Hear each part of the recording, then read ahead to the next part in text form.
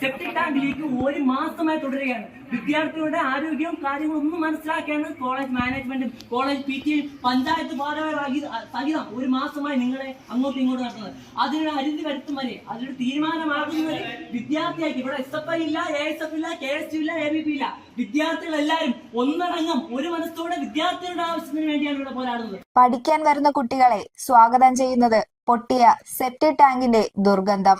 ഗതികെട്ട് ITI ഉപരോധിച്ച് വിദ്യാർത്ഥികൾ. ഒടുവിൽ വിജയം കണ്ട് വിദ്യാർത്ഥി സമരം. കടയ്ക്കൽ കുമ്മിളിൽ പ്രവർത്തിക്കുന്ന ചടയമംഗലം ITIയിലാണ് സംഭവം. താൽക്കാലികമായി പബ്ലിക് മാർക്കറ്റിലെ ടോയ്ലറ്റ് വിദ്യാർത്ഥികളോട് ഉപയോഗിക്കാൻ അധികൃതർ പറഞ്ഞുവെങ്കിലും പൊതുജനം ഉൾപ്പെടെ ഉപയോഗിക്കുന്ന പബ്ലിക് ടോയ്ലറ്റ് പെൺകുട്ടികൾക്ക് ഉപയോഗിക്കാൻ ബുദ്ധിമുട്ട് വന്നതോടെയാണ് സമരവുമായി വിദ്യാർത്ഥികൾ ഇറങ്ങിയത്. ഉപരോധ സമരത്തെ തുടർന്ന് കുമ്മിൾ പഞ്ചായത്ത് അധികൃതരും അധ്യാപക